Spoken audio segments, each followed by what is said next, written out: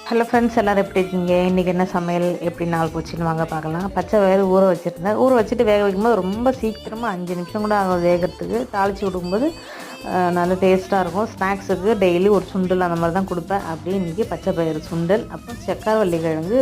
இது மாதிரி ஆவியில் வேக வச்சு சாப்பிடும்போது டேஸ்ட்டு சூப்பராக இருக்கும். நீங்கள் தண்ணி ஊற்றி குக்கரில் அந்த மாதிரி விசில் விடும்போது ஒரு மாதிரி குழ குழன்னு ஆகிடும், இல்லைன்னா அந்த டேஸ்ட்டே மாறிடுது. இந்த மாதிரி சோளம் கிழங்கெல்லாம் ஆவியில் வச்சு சாப்பிடும்போது டேஸ்ட்டாக இருக்கும். தட்டில் வச்சுட்டு அந்த இடம் மட்டும் காலியாக இருக்குது, எதாவது வைங்க அப்படின்னா கொஞ்சம் பேரிச்சம்பழம் வச்சுருக்கேன். அப்போ இந்த இடத்துல எதாவது வைங்க அப்படின்னு சொல்லிட்டு இருக்கா சின்னவன்.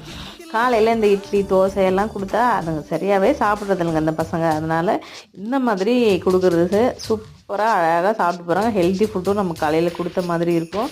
டயட்டில் இருக்கிறவங்க அவங்கெல்லாம் கூட இந்த மாதிரி ட்ரை பண்ணலாம். அப்புறம் முட்டை இல்லை, காலி ஆகிடுச்சு, வாங்கிட்டு வந்து அவிச்சு நாங்கள் காலையில் இதுதான் எங்களோட காலை டிஃபன். மத்தியானத்துக்கு லெமன் ரைஸ், உருளைக்கிழங்கு வறுவல்.